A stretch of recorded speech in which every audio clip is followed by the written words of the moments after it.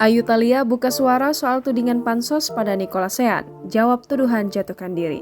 Sosok Ayu Thalia menjadi sorotan karena pengakuannya soal kelakuan putra sulung Basuki Cahayapurnama atau Ahok, Nicholas Sean Purnama. Ia bahkan telah melaporkan Nicholas Sean ke polisi. Pihak Nicholas Sean telah buka suara dan menyebut semua yang dituduhkan itu tidak benar. Ayu Thalia dituding hanya panjat sosial alias pansos pada Nicholas Sean. Kini giliran pihak Ayu Thalia yang mencapaikan penjelasan mengenai masalah ini. Penjelasan itu disampaikan Ayu Thalia melalui konferensi pers bersama kuasa hukumnya di kawasan Dharma Wangsa, Jakarta Selatan pada Rabu 1 September 2021. Sebelumnya, pada Jumat 27 Agustus 2021 lalu, Ayu Thalia melaporkan Nicholas Sean Purnama ke Polsek Metro Penjaringan Jakarta Utara atas tuduhan penganiayaan. Dihimpun tribunnews.com pada Kamis 2 September 2021, berikut rangkuman penjelasan Ayu Thalia.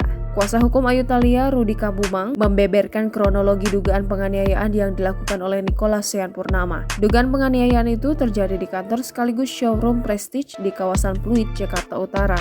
Dikatakan Rudi, kliennya itu diduga didorong dari dalam mobil oleh Sean sehingga menimbulkan luka memar. Hal itu membuat Ayu Thalia mengalami luka memar di kaki dan tangan. Rudi mengaku memiliki bukti visum yang sudah diserahkan ke penyidik. Sebelum terjadinya dugaan penganiayaan, Rudi mengungkap antara Ayu Thalia dan Nicholas Sean sempat terjadi pertengkaran melalui chat. Isi chat tersebut saat ini juga sudah diserahkan ke polisi. Pertengkaran itu disebabkan oleh persoalan pribadi. Jangan lupa subscribe, share, komen, dan like ya!